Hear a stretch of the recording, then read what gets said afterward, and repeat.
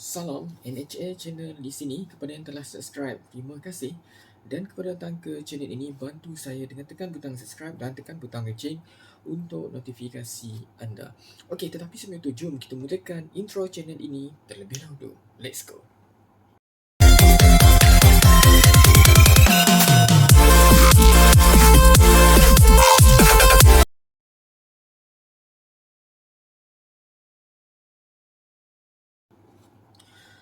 Okey, so hari ini kita akan berbincang ataupun balik kepada topik iaitu badminton tanah air Malaysia.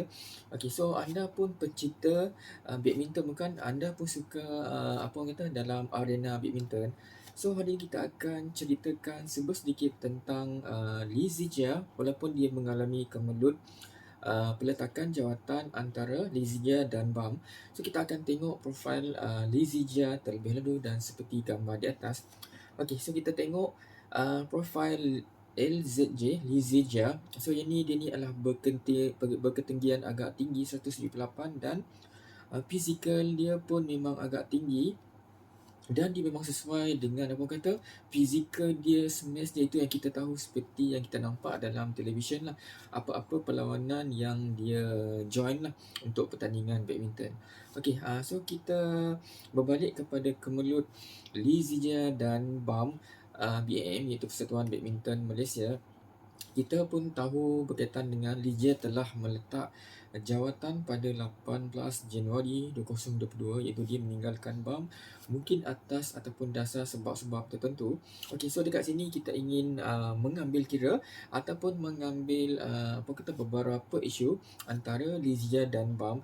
Mungkin Lee Zijia ni dia mungkin mengalami tekanan yang agak hebat di dalam BAM ataupun di kalangan peminat-peminat badminton tanah air. So mereka meletakkan harapan yang tinggi kepada Lee Zijia. So dia mungkin apa orang kata tertekan dan dia mengambil keputusan untuk keluar daripada BAM untuk memilih untuk menaik taraf ataupun penambahbaikan kepada diri dia untuk maju ke dalam badminton walaupun di luar BAM.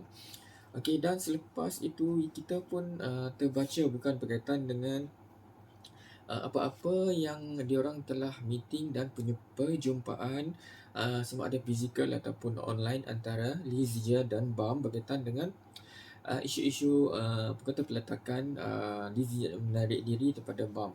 Okey, BAM ni telah berkata macam menghukum dia lah, iaitu dia di ban ataupun dia tak akan register di mana-mana apa kata pertandingan badminton selama 2 tahun. Okey, 2 tahun ni memang agak lama bukan? So yang ni boleh menjatuhkan karier dia ataupun apa orang kata orang pun tak akan mengenali dia dalam tempoh 2 tahun iaitu bahaya sedikit. So kalau boleh BAM ni bagilah peluang untuk dia pilih apa kata jalan dia sendiri walaupun tidak bersama Persatuan Badminton. Mungkin dia pergi untuk menjadi ahli bebas ataupun ahli sukarela profesional melalui kelab-kelab lain untuk membantu nama Malaysia juga kan untuk walaupun tak bersama BAM. Okey, apa yang kita nampak adalah harapan hanya terletak pada bahu Lee Zijia sahaja. So kita tak nampak perseorangan lain yang boleh membantu ataupun memberi harapan yang lebih tinggi seperti beliau. Okey, so kita tengok kepada era kegemilangan yang lama-lama terlebih dahulu. Okey, seperti kita nampak Lee Chong Wei, Hafiz Hashim, Roslin Hashim, Ong Bee Hock dan sebagainya. Itu adalah mereka perseorangan yang agak ramai ketika itu.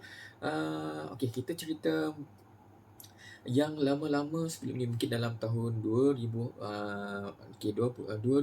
So ramai pelapis-pelapis badminton individu ataupun pemain solo yang telah dilahirkan pada zaman tersebut. So kita tengok yang apa yang ada zaman sekarang. Okey, BAM sepatutnya melahirkan ataupun mencari pelapis ataupun calon-calon bukan saja Lee Zijia. So mungkin dia ada lebih daripada 2-3 orang dan sebagainya untuk backup plan. Maksudnya dihantar ramai-ramai dalam pertandingan. So tak adalah harapan tu agak tinggi kepada seorang pemain saja. Apa kata kita sebagai peminat badminton ni, apa yang kita nampak adalah perlunya kita mencari lebih banyak calon seperti yang kata nampak Jepun, China, India pun apa kurangnya dan Thailand semakin menaik ketika ini walaupun sedikit demi sedikit. Apa yang kita nampak adalah jiran kita yang negara Indonesia pun dah menang hari tu yang Thomas Cup punya, bayangkan.